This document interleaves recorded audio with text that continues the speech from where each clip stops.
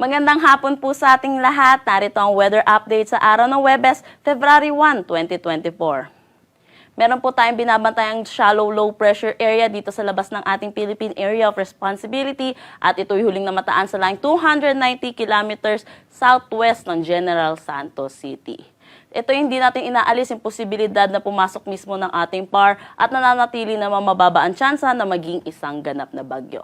Dahil sa trap netong low pressure area or yung extension neto, makakaranas na maulap na panahon na may mga kalat-kalat na pag-ulan dito sa Mindanao, Central Visayas, Occidental, Negros Occidental, pati na rin dito sa may Southern Leyte.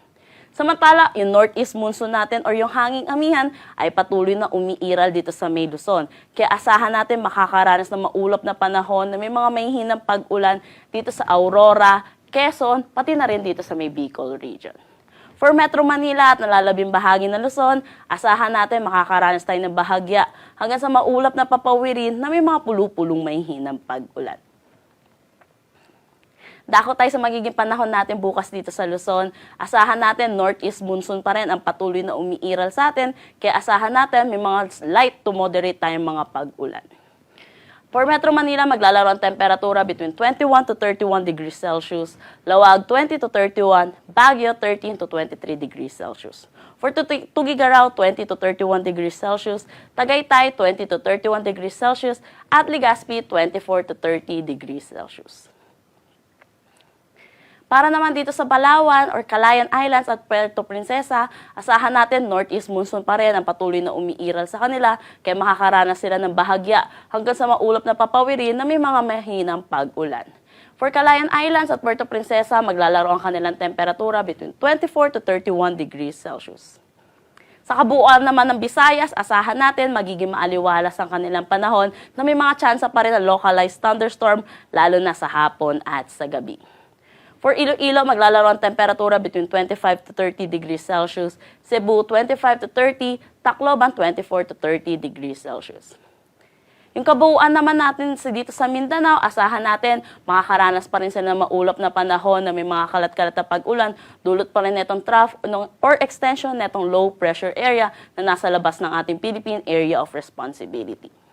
Ang temperatura dito sa Zamboanga ay maglalaro between 24 to 31 degrees Celsius, Cagayan de Oro 24 to 29 at Davao 24 to 30 degrees Celsius. Wala naman tayong nakataas na anumang gale warning sa anumang seaboards ng ating bansa. Dako naman tayo sa magiging panahon natin sa susunod na 3 araw sa mga piling syudad ng ating bansa. Kung makikita po natin for Metro Manila by Saturday, makakaranas pa rin tayo ng bahagya hanggang sa maulap na papawirin na may mga pulupulong mahihinang pag-ulan. Dulot pa rin ito ng northeast monsoon. Pero by makikita natin, Sunday at Monday, magiging maaliwalas ang ating panahon na may mga tsansa pa rin ng localized thunderstorm sa hapon at sa gabi dahil sa pag-recede or pag-angat nitong northeast monsoon. For Baguio, Saturday at Sunday, makakaranas pa rin sila ng northeast monsoon. For Monday, asahan natin makakaranas sila ng maaliwalas na panahon. Sa Legazpi naman, throughout the 3 days ay magiging maaliwalas ang kanilang panahon. For Metro Manila, maglalaro ang temperatura between 22 to 32 degrees Celsius, Baguio 13 to 24, Legazpi 24 to 32 degrees Celsius. Dito naman sa Visayas, kabuuan ng Visayas ay makakaranas ng maaliwalas na panahon. For Metro Cebu, maglalaro ang temperatura between 25 to 31 degrees Celsius, Iloilo 24 to 31, Tacloban City 24 to 31 degrees Celsius.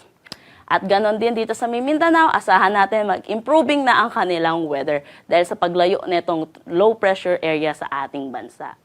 Ito sa Metro Davao, maglalaro ang temperatura between 24 to 32 degrees Celsius, Cagayan de Oro 24 to 31, Zamboanga 25 to 32 degrees Celsius.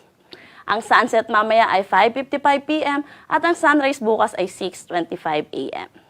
Para sa karagdagang impormasyon, bisitahin po ang aming mga social media pages at ang aming website pag-asa.dost.gov.ph. At yan po muna ang latest dito sa Pag-asa Weather Forecasting Center.